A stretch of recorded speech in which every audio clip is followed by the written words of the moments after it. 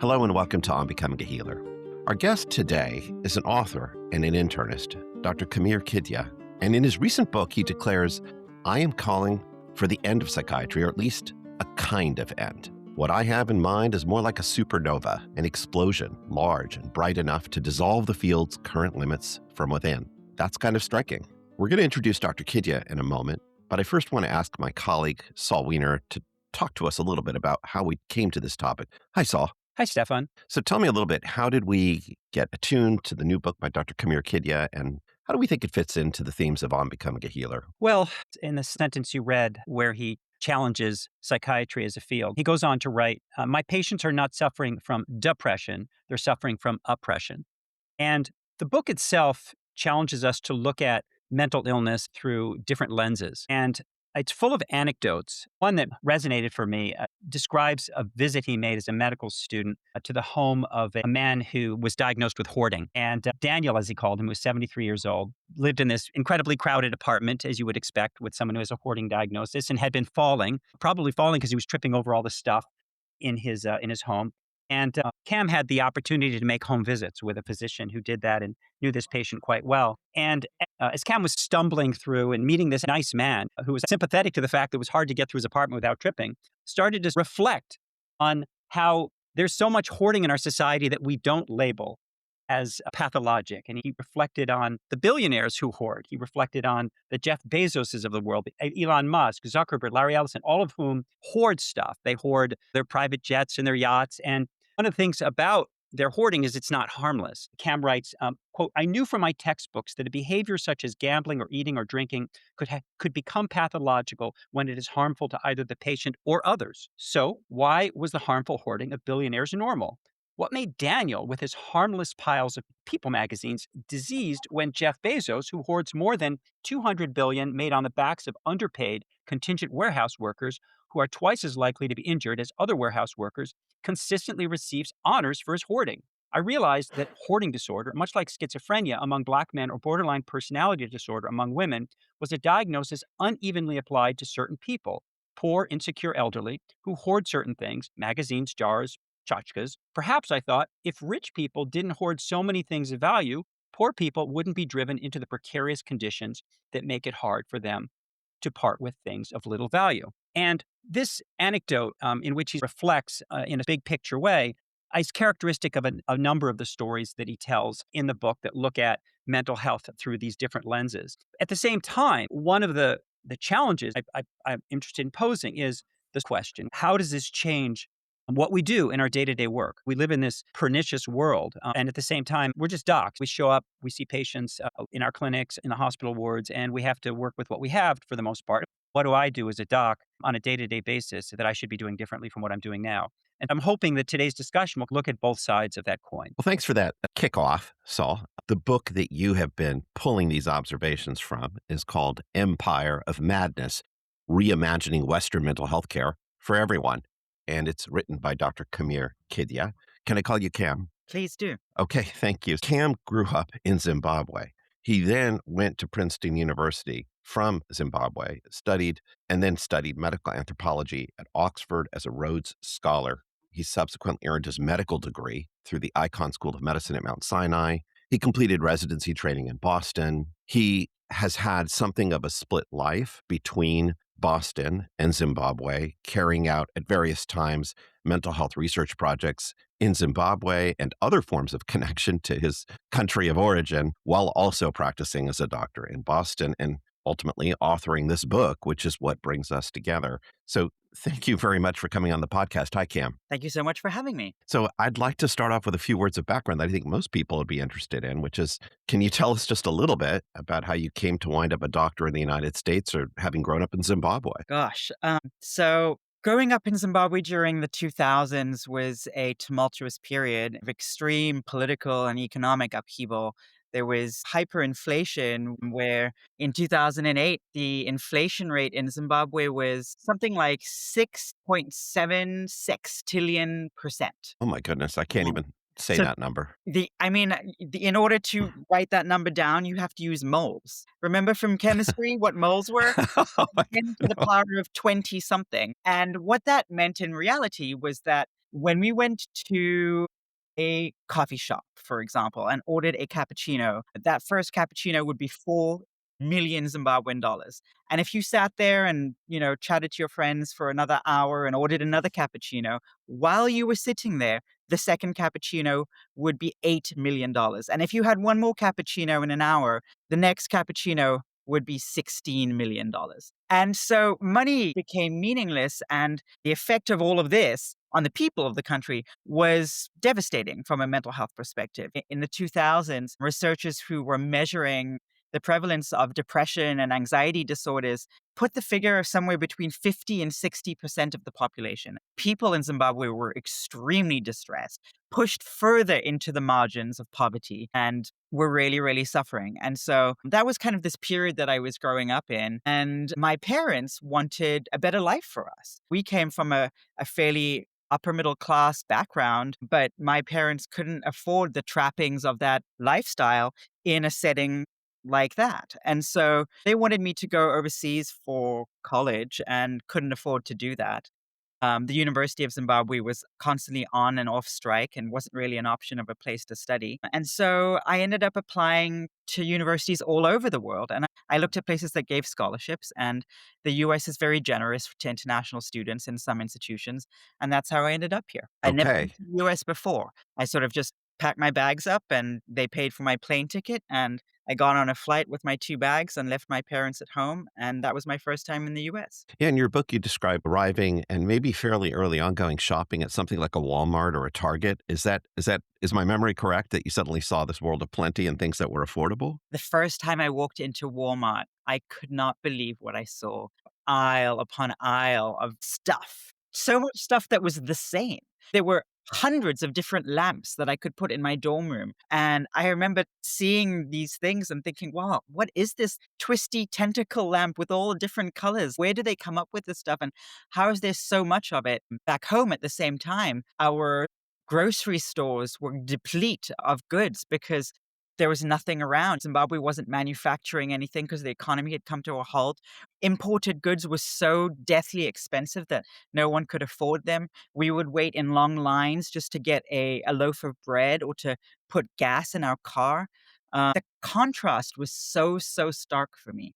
Were you a pre-med from the start? I'd always wanted to be a doctor, but I never thought it would be possible because the barriers for an international student to become a doctor in the US are so incredibly high. So I had a sort of interesting path at that point. I don't know if you've heard of this program. It's called the Humanities and Medicine Early Admissions Program at Mount Sinai. Yes. But it is a program that you apply to at the beginning of your sophomore year of college. And if you get in, you get a guaranteed place in medical school for when you graduate on condition that you essentially never study science as an undergraduate. Oh, I studied French literature as an undergraduate because I was in this program. did French literature speak to your later interest in mental health or mental distress, or what drove that interest for you in mental health and mental distress? I think French literature was a lens for seeing how important language and culture were in medicine and health. Okay. But what really made me interested in mental health in particular was my personal relationship to it within my family and the way that I had seen it bearing down in terms of like a psychological toll on the members of my family. And Yeah. in particular, my mother, who becomes the protagonist of this book. You spent some time thinking about potentially going into psychiatry or internal medicine as a medical student. I was split between the two until the last moment. I applied in both psychiatry and internal medicine, and I got letters of recommendations in both, and I did sub internships in both. And it was towards the end of my fourth year of medical school when I was on this rotation in LGBTQ psychiatry, and I was doing psychiatric assessments or helping and attending to do psychiatric assessments for trans people wanting gender affirming Yes. care. And I remember giving out these diagnoses of gender dysphoria and thinking to myself, well, that's a useful thing to be able to do to help this person get access to what they needed. But when I thought about people back home in Zimbabwe and psychiatry and its role in that system and in that politics, I realized that psychiatry didn't have the same kind of social power.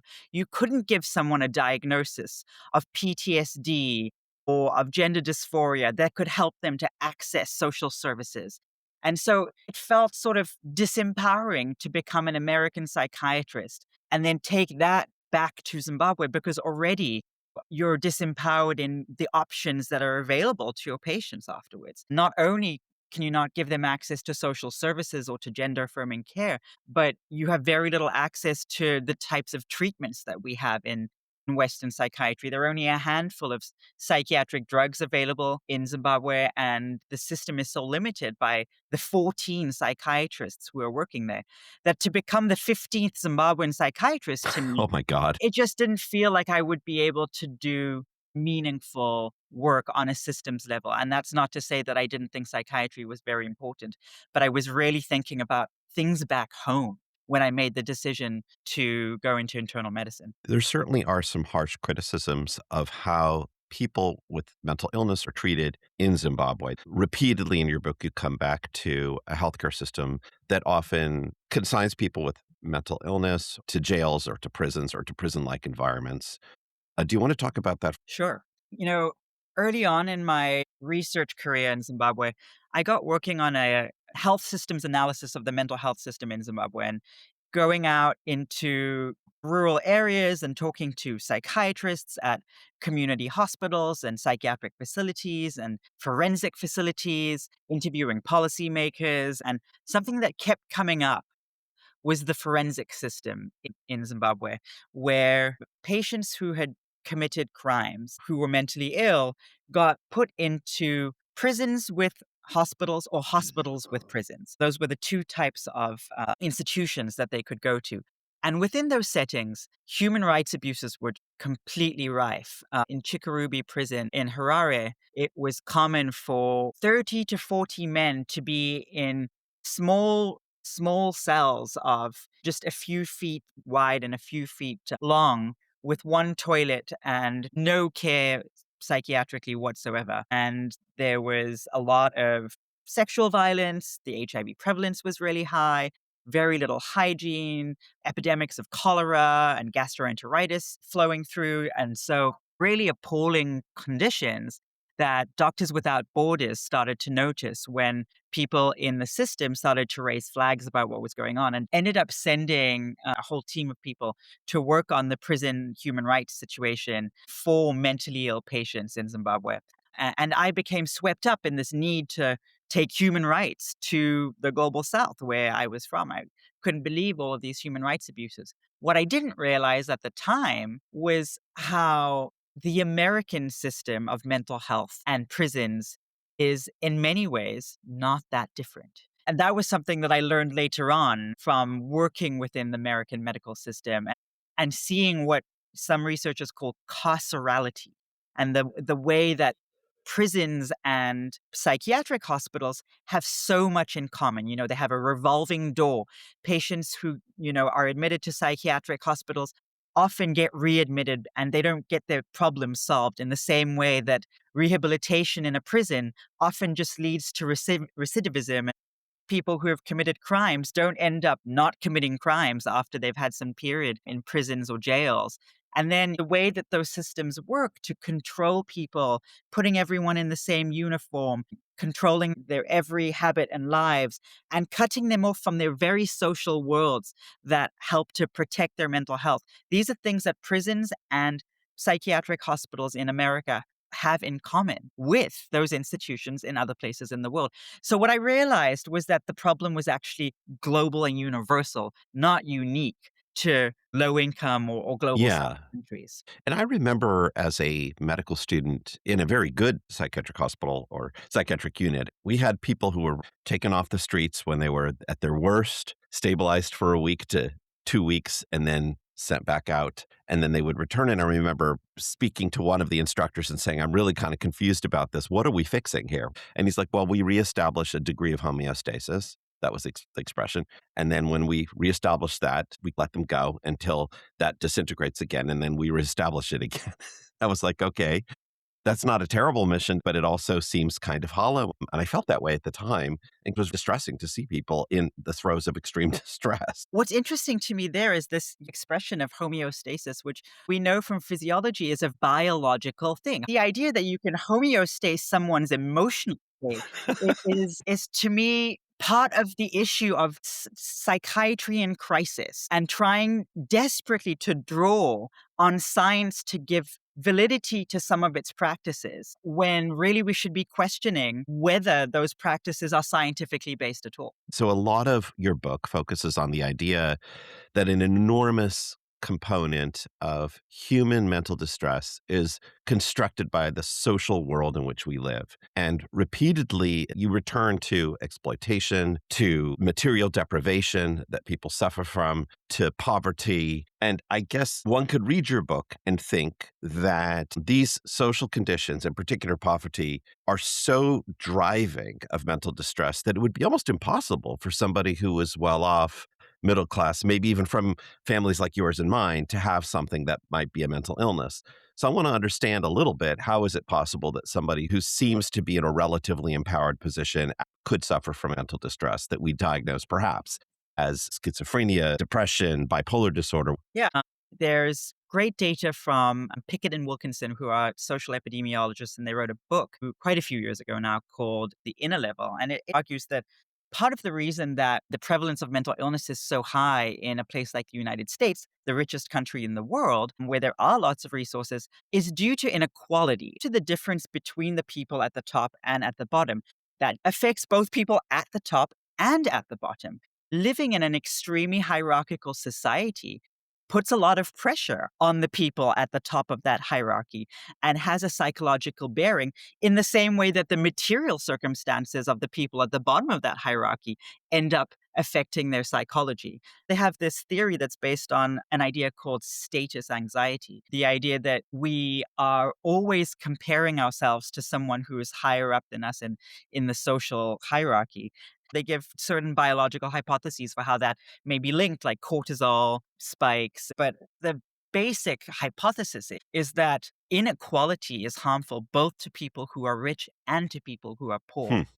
I think one of the anecdotes that Cam describes is caring for the privileged and the worried well, the kind of panic and anxiety they feel at the perception of loss of control, and how they want to be referred to best specialists of, I need to talk to the hospital administrator, and that kind of panic and anxiety that you fear that you see among the privileged when they feel a threat to their well-being. I have this friend who, since college, has made tons and tons of money and is living this lavish life in Silicon Valley, but is living in extreme fear and extreme anxiety. And it keeps moving house and getting bigger houses with more and more security and security guards and electric fences. Because what happens is more you have, the more you have to lose. And so when you're hoarding stuff, you get anxious about losing the stuff. And that is a pathological psychological mechanism called rumination that we know about, that we study. My mother immigrated from Egypt. She was part of a Jewish enclave of sorts, of fairly bourgeois. And having come to this country, I was very fortunate in how I was brought up. But the dislocation that she describes is from a world in which she understood who the community was, who knew who, everybody knew everybody in that little world. And it was almost like a little bit of a village, and there was a set of standards.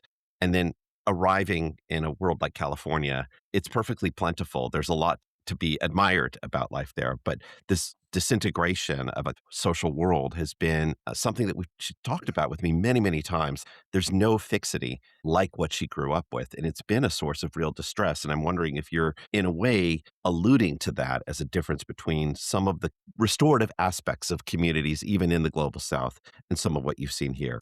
Your mother's experience is so common. In the book, I talk about Afro-Caribbeans who migrate from the Caribbean to the UK. And when they do so, develop a 15 times greater chance of being diagnosed with schizophrenia than the general population in the UK. Even though back home in the Caribbean, the incidence of schizophrenia remains low. So what that tells you is that the reason that they are at an increased risk of developing schizophrenia has nothing to do with their genetics, because back Hmm. home, folks have the same low incidence of schizophrenia. It has everything to do with a change of their social conditions, coming to a place where capitalism is more cutthroat, where racism is more prevalent, where people are struggling to survive on a day-to-day basis, and where people are atomized from their communal lives, which sounds a lot like the experience that your mother had. Yeah, Another absolutely. hypothesis that is in the epidemiological literature is the healthy migrant hypothesis, which is the idea that to even have the wherewithal to move out of your country when your country is in distress, you have to have some level of psychological resilience. That is strongly described in cultural literature. Exactly. So there are these two kind of competing hypotheses Yes. for what can happen with migration and mental illness. One thing to acknowledge there is that the healthy person who says we are immigrating often drags along people who have no desire to immigrate, except that they're the dependents of the one who decides to immigrate. I mean, my Right. mom certainly didn't ask to be an immigrant. She was forced to be an immigrant. And that wasn't by choice at all. And I think that's part of the original injury, at least that she describes to us. One thing that I think is going to come up for people listening to this, and it certainly came up for me in reading your book, is you do describe how the symptoms of mental distress are so variable across cultures and countries and across environments. And yet, many of us think of mental illness as a biologically modifiable phenomenon with biological correlates in the brain.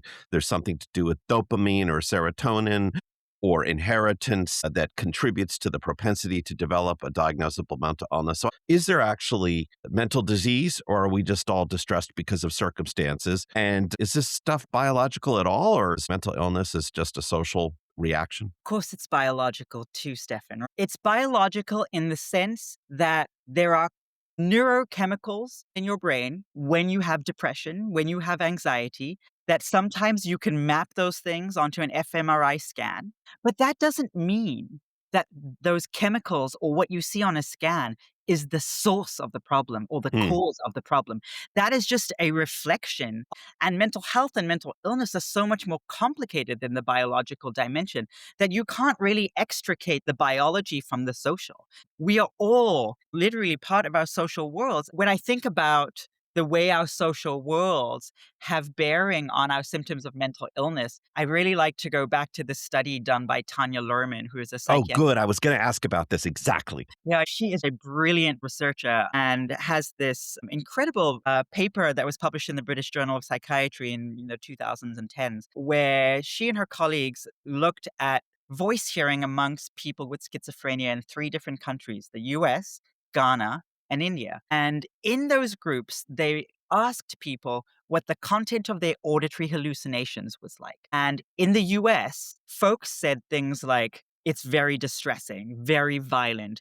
Things like command auditory hallucinations that tell me to stick a fork into a person's eye or kill this person or slit this person's throat. Really nasty things. But in Ghana and India, on the other hand, the voices that people heard were often relational. They sounded like a family member, a mother or a brother, or they were spiritual. They sounded like the voice of God. So people didn't have the same intrusive ideas about what these voices meant. In fact, some people in the study said the voices helped them make good decisions and told them to do the right thing in life, like make your bed, tidy your room. The voices that people hear are socially and culturally inflected. The writer Rachel Aviv says, no delusion is spun from pure fantasy. Even the most grand delusions have to come from some social and cultural world. Hmm. And that is the case even for schizophrenia. That was the type of data that really rocked my world, trying to reckon with these things during my training and trying to reckon with the models that were being given to me by psychiatry, a very biologically deterministic model for understanding these problems. So our social world can influence exactly how even something like hearing voices occurs. And I certainly recognize that when we are admitting patients to our wards and we hear they're hearing voices, we assume a negative valence to those voices right away at the time of admission. We start to think we're going to call psychiatry. Are these command hallucinations? Are they telling you to kill somebody? Like the entire thing goes to this negative domain. But what you're describing actually is that in another cultural context, those voices might be not particularly distressing. They could be a feature of the brain that is not 100% wanted, but also potentially comforting even at times. Yes. And what Lerman says is that if the voices are more benign, the outcome is more benign. Because if you are less distressed by what you are hearing, then you're not going to be as impaired. And that actually bears out in the data too. If you look at the really large studies that were done by the World Health Organization from the 1970s, 80s, and 90s, they followed more than 1,000 patients in 10 different countries who had schizophrenia and showed that in some global south countries like Nigeria and India, people who had far less access to antipsychotics than folks in the UK or the US had way better functioning outcomes. They were more integrated in their communities and had symptoms that were less troublesome to them than patients with schizophrenia in the US and the UK and in other global north countries. And so one reason could be the culture has an effect on the voices that those people hear. If those voices are more benign, then they have more benign outcomes. Other reasons could be the role of the family. When we have someone with schizophrenia in the US in a nuclear family with 4 people in it and everyone has to go out to work every day or to school, what do we do with the person who has schizophrenia? Well, they have to be institutionalized because there's no way to care for them.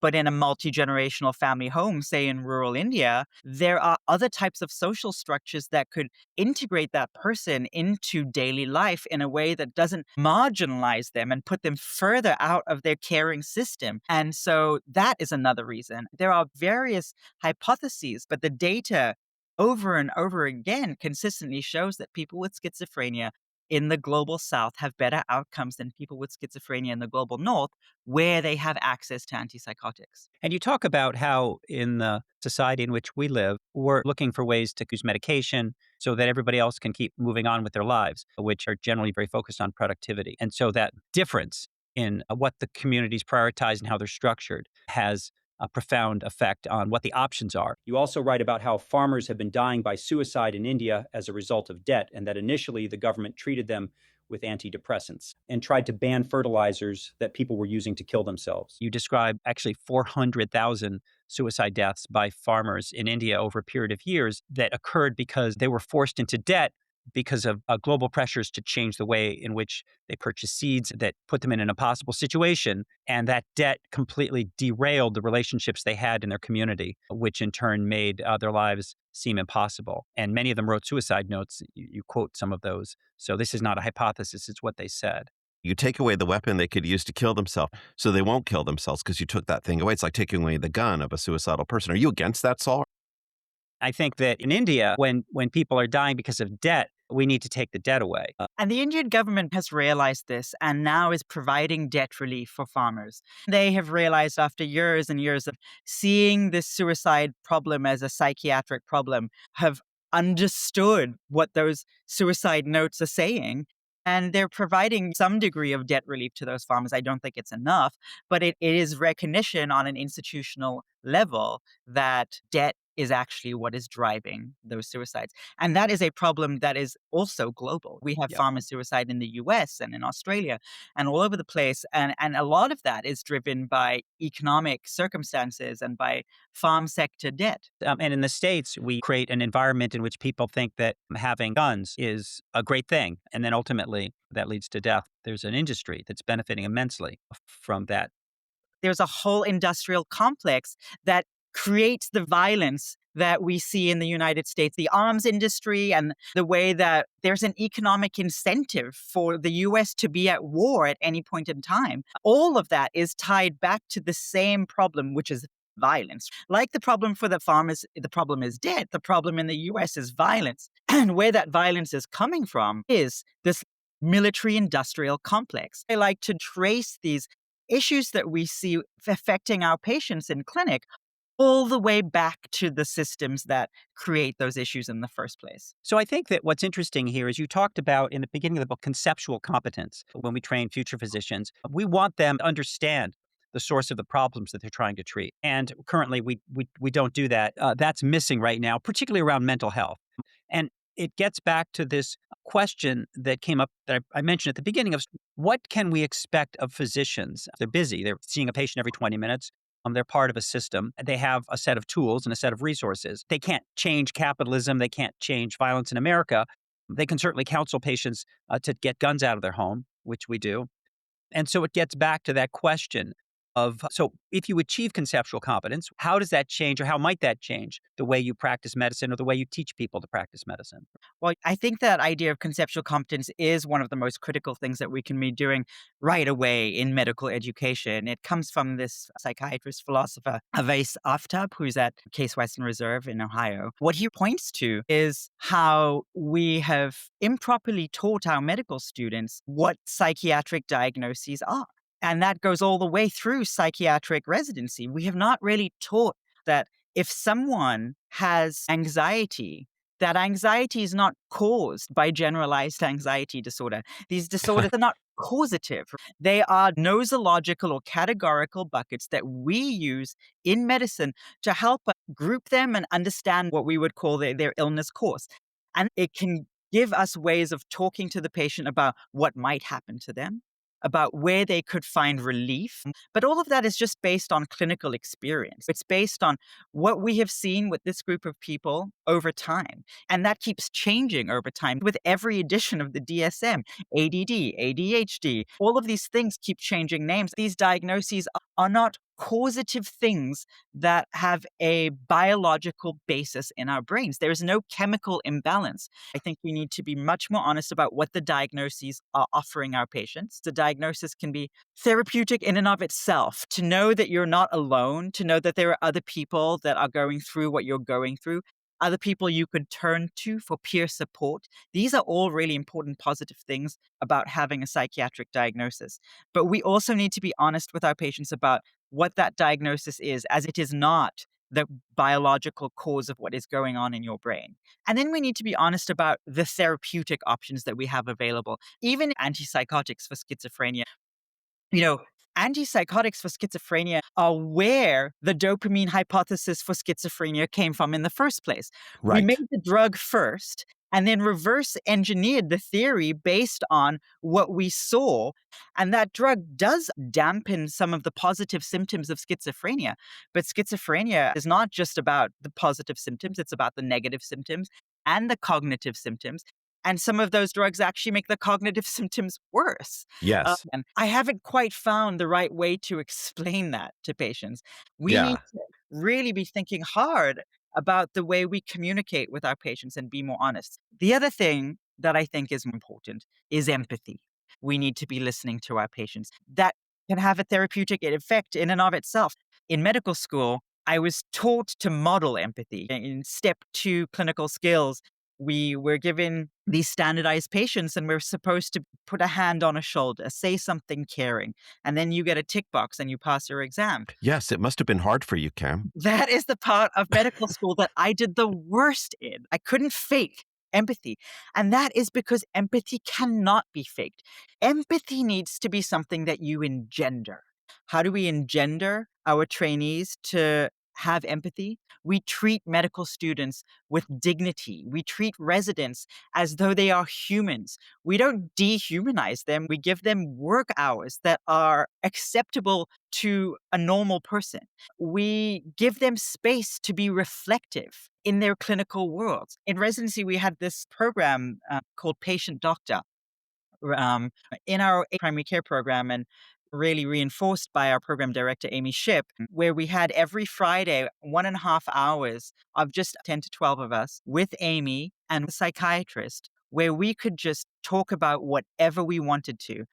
And just having that reflective space, at first I thought was something that wasn't changing the system about the way Yeah. medical education. Yeah, you're just ventilating. Yeah, exactly. You're just kind of like getting it out there. But in a system that has no reflective space, giving a reflective space and giving voice and an empathetic ear to your trainees, that is a type of change of the system. We've also had other things within our residency program, like these wellness lunch sessions, where they give us greasy slices of pizza and tell us to be well for an hour. They'll give us a lecture about sleep and sleep hygiene in residency instead of actually giving us time to sleep. Yeah, I would take a nap through that lecture. Those are contrived ways of giving people reflective space. Amy and the way that she was giving us reflective space was much more open and honest to what was going on. And if there was something broken in our system that she could fix, she would try and help us fix it. And then we could help each other out. If someone had a death in their family, we would offer to cover a Fix shift or that kind of thing. So, Saul, a lot of residencies have tried hard to become more humane. Is there something that we could do in med school and residency that would be responsive to making better healers now? Well, I agree that we need to make medical training more humane. And I do think we tend to infantilize medical students. We treat them like they're in 10th grade. People know when they're being talked down to. And residents, to some degree, are just worker bees. And what you described with Amy is a wonderful alternative to that.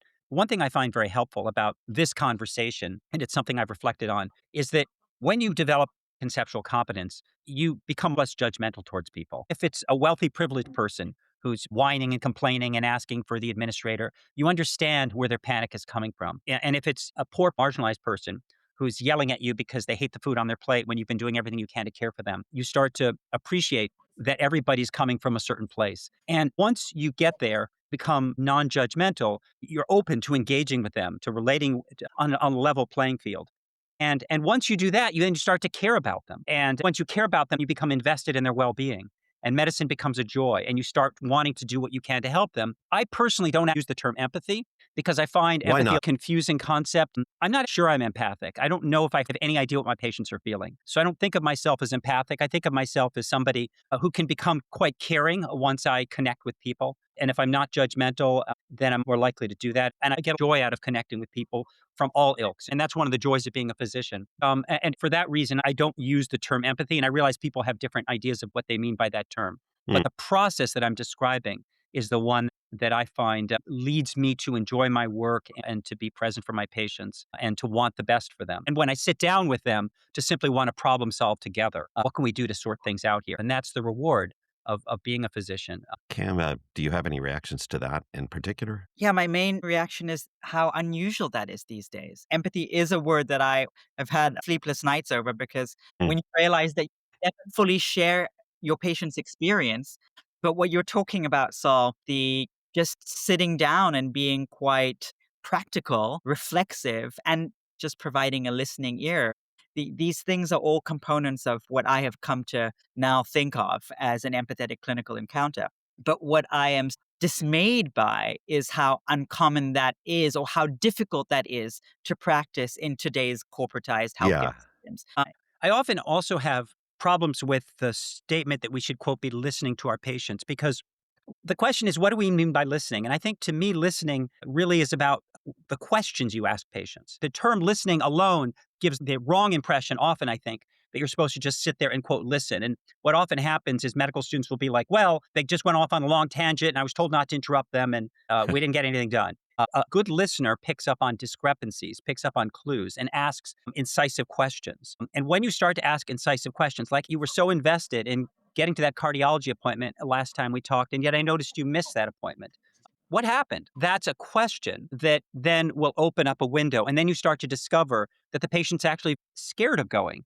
Or it could be more banal that their car got impounded and they don't have a ride. Or it could be that they're now caring for a sick family member. Who knows? But once you pick up on that, you observe that. And asking incisive questions is, to me, the essence of caring because it shows that you're paying attention. You're not just passively listening. You're noticing and you're asking questions that show that's the ultimate in caring. If that's what people mean by just being a good listener, fine. But I think people often misunderstand that. It's Okay. much more than that. I love that. Do you have a formula, Saul, for coming up with a good question? Other than making sure a question isn't close-ended and that a question isn't leading, how can we be asking better questions of our patients? I think we just ask questions whenever we notice something that warrants a question. Often that's a discrepancy. It's a disconnection Discrepancy. between something you observe and something somebody says. And you realize that maybe there's something important going on there that warrants exploring during a visit. We have a past episode where I had a patient admitted to the hospital who was hoping to enter residential treatment for a variety of addictions. And very shortly after entering the hospital, they wanted to leave, and it was kind of unexplained, and it wasn't due to failure to provide medication. And I adopted this posture of, we'll support you in whatever you decide. And in the episode, Saul said, why didn't you ask? You said this mattered to you. Now you're saying you have to go. what's going on? And Right. it's more challenging. It sounds like a confrontation, but it's a discrepancy. And it was one Mm. of the lessons of that episode, actually, for me. Medical students or residents will say to me, that seems antagonistic. Yes, And I would can. say you're actually doing your job. If you don't ask that question, you're not doing your job. And I've never had a patient get angry when I've asked these questions. I just say, hey, I noticed that A and then B. I'm curious, like, what's happened? Why did you say that and then do this? To me, that's caring. That is what caring is. And I don't experience any empathy. I have no idea what that person's life is like or what they're experiencing or feeling. But getting back to the question of how do we draw on the work that you've been doing, Cam, around thinking about the multidimensionality of mental health, both where people's mental health challenges come from and how we frame those challenges. For me personally, it takes away judgmentalism. It allows me to look at the ways in which my patients behave, whether they're rich or poor or marginalized or not, is understanding that these people are deeply affected by the system in which we live, and also to be cautious of compartmentalizing them with these diagnoses. As you put it aptly, generalized anxiety disorder doesn't cause anxiety. Anxiety is what gives us generalized anxiety disorder. The labels can be useful in some cases. They can help us make some decisions clinically, but they can lead us to pigeonhole people and greatly diminish the nuance and the complexity of why they behave the way they do. That resonates a lot with me. On a clinical encounter standpoint, those are the important takeaways. But I do think physicians in general need to understand that they have a political role in our society. Society regards you in a certain way, and people listen to what doctors say, and we cannot take that with a grain of salt. We have to be careful with our authority and how we use it.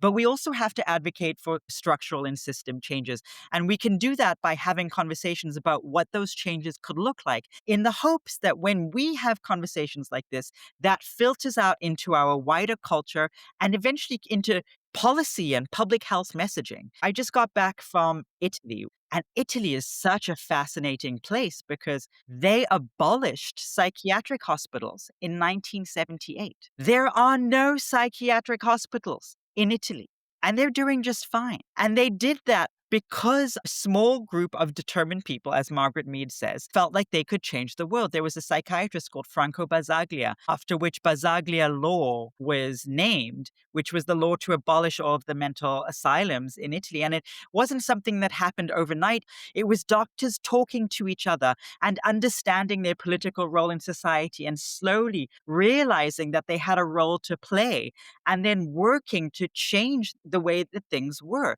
It started in the 1960s until the law was passed in 1978. It took another 20 years for them to gradually shut all of these mental asylums down. And now, in a place like Trieste, Italy, which is a famous model, a place that originally had 1,200 psychiatric beds, they now only have around 30 community mental health beds for acute crisis. And they've built a whole system of community services, community mental health centers, and crisis response teams that help people who are experiencing distress within their homes, with their families, integrated into care. They provide employment opportunities and peer support and all of these social services and structures that are outside of the healthcare system. And the reason that they're doing that is because doctors said this is not just a medical problem, this is a social problem too. So doctors have to do the same thing in the US. We have to say this is not just a medical problem, this is a social problem too, so that our state can understand it as such. And it even has repercussions on a cost effectiveness level. It's far cheaper to take care of mentally ill patients in Italy than it is in the US, because in the US, the mainstay of what we do is hospitalization. And hospitalization comes at a cost of at least $2,000 a night per patient. It's much more cost effective to take care of patients within their communities. And so looking at these models from other parts of the world is another important thing. I agree with you. And I think the example of how change occurs, what Margaret Mead said and what you described in Italy is true. But what I'm also trying to say is most doctors around the country are just people going to work every day, working in offices, seeing patients every 15 or 20 minutes. And they don't have much of a mindset or time commitment to try to go solve the world's problems, so to speak. Yeah. There was a enormous amount of discussion about social determinants of health before the most recent presidential election. Medical schools were building SDOH into their curricula. And one of the frustrations I would hear from medical students and residents is Geesh, what am I supposed to do? My patient is unhoused, my patient is food insecure, but I can't fix those problems. And I have 15 minutes with the patient and their blood pressure's high and they've got diabetes and I got to deal with that. What I'm trying to say is that for the vast majority of physicians, if any of them are listening, is if you're willing to go out and help change the world, that's fantastic. And we need people to do that. But if you're not, at least what we want you to understand Hmm. is why your patients have the problems that they do. These are manifestations of a system which does immense harm to people. Even if you don't have the time to do anything about it, if you see that, Godspeed. That's exactly right. What you're saying, Saul, is that doctors should be politicized. In other words, they should understand that health is political. It is related to the socio-political structures around us, and you cannot divorce it from that. And that sounds radical or contentious, but that is ultimately the essence of what you're getting at is Yep. if we can understand what is truly ailing our patients, not have to put the burden on ourselves to fix all of those problems, because how, of course, could we do that as individual clinicians in our clinics with our patients? But if we can at least understand the root causes of so many of their problems, that will change so much. And you'll enjoy being a doctor more. When you're caring for somebody who's irritating or contentious, you see it through a larger lens and you appreciate that this person is struggling with a lot of stuff. And it doesn't frighten you. It doesn't make you pull back. It's not about you.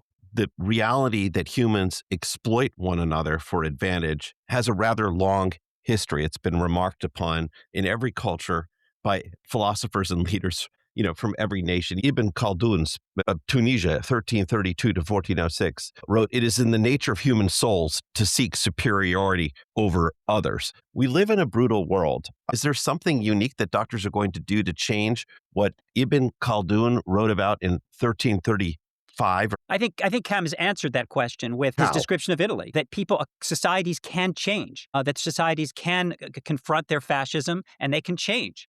And that there's a process for that. It's a political process and it involves power struggle. And so, yes, I think the answer is, yeah, we can change. We can do better. And I'll push back on the idea that any of this is set in human nature, because we have examples from all sorts of societies around the world. For example, in the Amazon, non-hierarchical societies that don't put some people on top of other people, where the culture is to be non-hierarchical. And there's data that some of those societies, people live longer and have less hypertension. And Pickett and Wilkinson hypothesized that that might be because there's less status anxiety, because there's less hierarchy, and so people are less stressed out. But I do think that what you say, Stefan, does resonate with an element of truth. And that is because, yes, there is violence and there is exploitation. And those have always been a feature of history. And there have also been more exploitative and more violent periods and cultures and societies than others. And so Okay. what we should be aiming for is to imagine a world where it could be less than what it is today. If you look at the way capitalism is structured today in our society, it's much more cutthroat than it Hmm. used to be in the 1970s, what we call now late stage capitalism. And so I do think we can imagine a better world. We feel as though the way things are today is the way that they always have been, and that the way that they always will be. But Yes. history shows us that is not the case. And so we need to broaden our imaginations. We need to bring imagination into the work that we do in medicine and in research, and imagine things that might sound out of the realm of possibility, but work towards them. Wow. I've had a tough couple of months, and I think, Cam, you've reduced my cynicism by a meaningful percentage in the course of this conversation, for which I wish to say thank you. Beautifully said. Thank you. Thanks so much for coming on. I loved it so much. Thank you so much for having me. We hope you've enjoyed this latest episode of On Becoming a Healer. If you have and you haven't already subscribed, please consider doing so now. Also, please rate us on the Apple Podcast app, as it will help others find us. And if you have a few moments, leave a review. In addition, if you'd like to make a comment about this episode, we'd love to hear from you. There are a couple ways to do that. If you're using the Apple Podcast app, then just open the episode website link and enter your comment there. Or you can directly go to the website contextualizingcare.org, select the podcast tab, and then scroll down and click on the episode. There you'll find the same comment box. Finally, you can always reach us at onbecomingahealer@gmail.com.